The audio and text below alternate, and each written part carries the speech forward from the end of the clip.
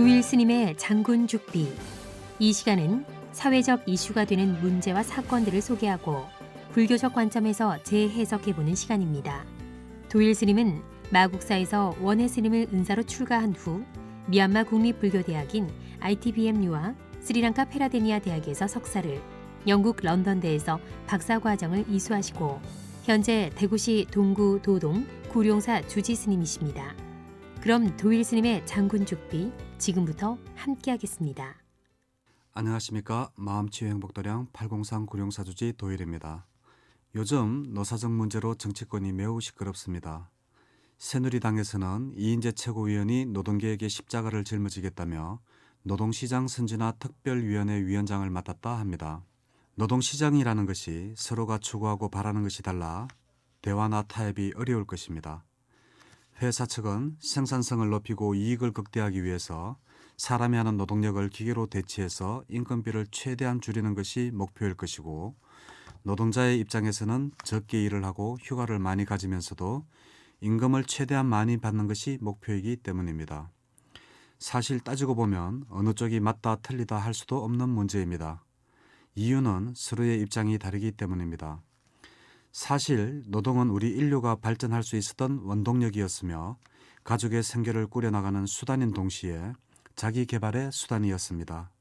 이런 노동이 자본주의 아래서는 사람이 이윤과 생산성이라는 이름 아래 노동의 본래 순수 목적을 벗어나 기계화되어 버린 듯 합니다.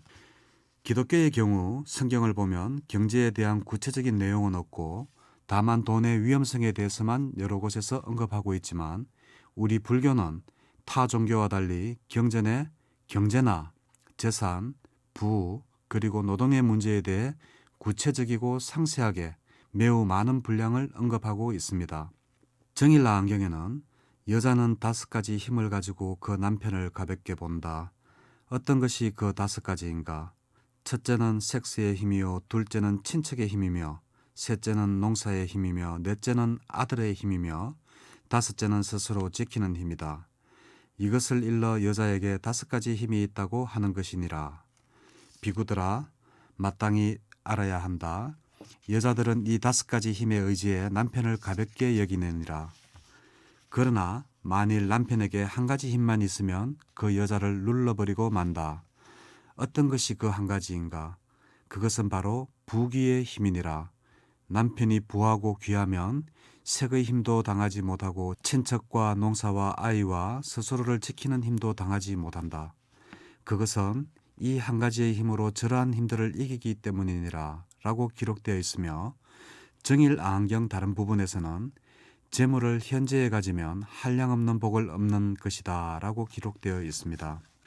이와 같이 불교는 경제나 재산, 부우, 그리고 노동의 문제에 대해 구체적이고 상세하게 매우 많은 분량을 언급하고 있으며, 그 경전의 노동 문제에 대하여 나오는 것을 소개하도록 하겠습니다.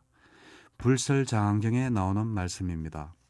상전은 5가지로 종이나 일꾼을 대하고 기르며 편안케 하느니라. 무엇이 5가지냐 하면 힘에 맞게 일을 시키고 때를 맞춰 옷과 먹을 것을 주고 가끔 맛있는 것을 주며 때로는 가르치고 경계하며 병이 나며 보살피고 요양시키는 것 등이니라.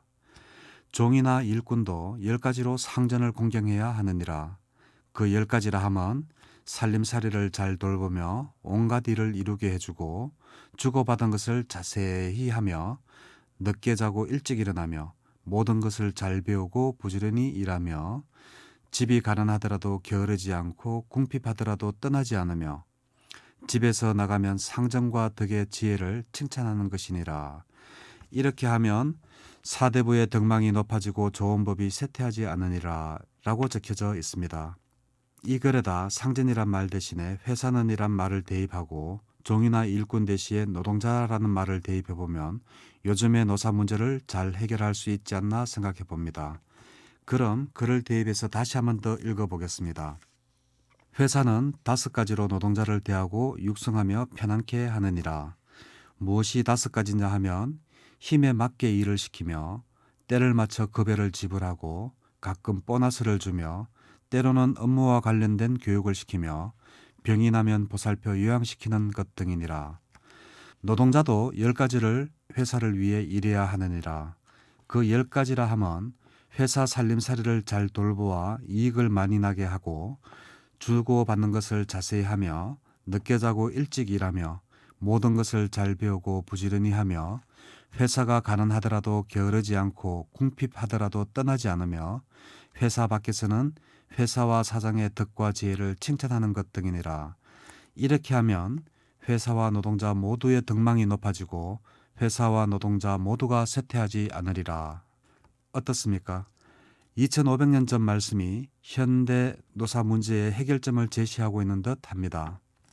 회사가 이익을 내기 위해서 비용을 최소화하다 보면 노동력을 착취하게 되는데 회사는 노동자의 잠재력을 충분히 발휘할 수 있도록 배려해 주어야 합니다. 노동자의 노동을 착취하는 것은 부당한 이익을 취하는 것이므로 인건비를 줄여 이익을 내기보다는 뛰어난 기술력과 과감한 투자로서 이익을 창출하여 회사와 노동자 모두가 발전하도록 하는 것이 부처님께서 말씀하신 불교 자본주의가 아닌가 생각해 봅니다. 감사합니다.